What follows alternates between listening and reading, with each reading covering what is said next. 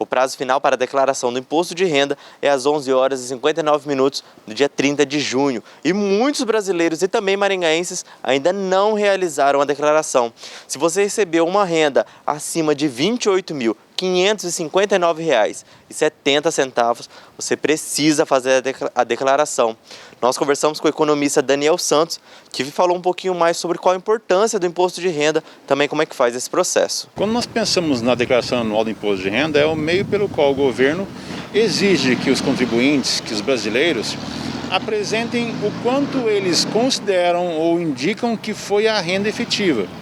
Então é a forma pela qual o governo brasileiro, a Receita Federal, faz esse balanço, essa avaliação de patrimônio, receita, salário, renda e se aquilo que a pessoa está pagando está realmente de acordo com o que ela deveria pagar.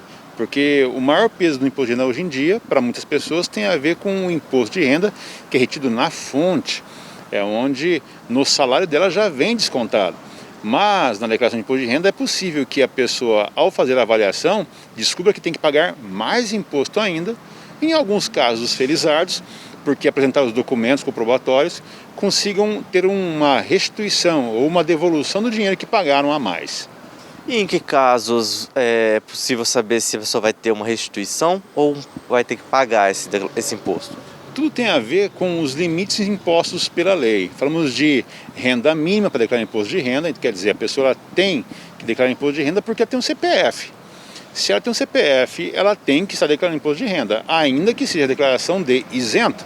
Se ela não declara esse imposto de renda como isento ou nas condições de que ela está pagando muito ou pouco imposto, de acordo com cada situação, né, ela pode ter o CPF dela cancelado, por exemplo, ela pode não conseguir tirar um passaporte, ela não conseguirá, na sequência, fazer um concurso público, né, poderá ainda não conseguir sequer votar, porque atrelado ao CPF dela, temos também ainda o título de eleitor.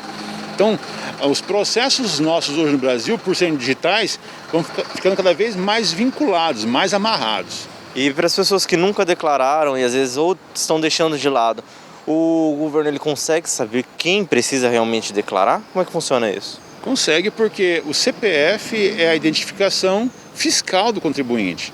Então, se ele não declara, ele fica lá na Receita Federal indicando como sendo um não declarante. E se isso passa 1 ano, 2, 3 anos, ele poderá ser convocado por carta, por correspondência, para comparecer e declarar, prestar declarações ou até correções na declaração que ele fez ou ainda apresentar informações daquilo que ele não fez. Então é essencial que o brasileiro, que o nosso telespectador, se atente exatamente a isso. Ao montar a declaração de imposto de renda, ele tem que estar considerando todos os aspectos que tem a ver sobre o dinheiro que ele ganhou, onde ele ganhou e como ele gastou esse recurso ou como ele investiu esse recurso, porque essas informações todas são cruzáveis. Todas as informações são digitais hoje em dia. Portanto, não dá mais para você ter uma receita e dizer que não teve e considerar que isso vai passar batido, porque não vai. Né? Os cartórios, os bancos, as instituições financeiras, falamos ainda com relação aos próprios instituições na área de saúde, médicos, todos eles prestam informações digitais para a Receita. E essa informação é cruzada com o meu CPF, com o CPF do nosso telespectador. De maneira que, se eu não informo, eu corro o risco de cair na malha fina. E quais são as dicas para aquelas pessoas que estão deixando agora para a última hora? Os documentos comprobatórios são essenciais. Então, não se engane, se a informação que tem na mão não está clara, precisa, não coloque. Então, vencendo o prazo, se faltar um documento, faltou uma nota fiscal de uma cirurgia realizada com o médico, ou de um plano de saúde, ou eventualmente qualquer documento comprobatório referente a uma transação que realizou com imóveis, então, entregue a declaração ainda assim que esteja faltando, mas cumpra o prazo.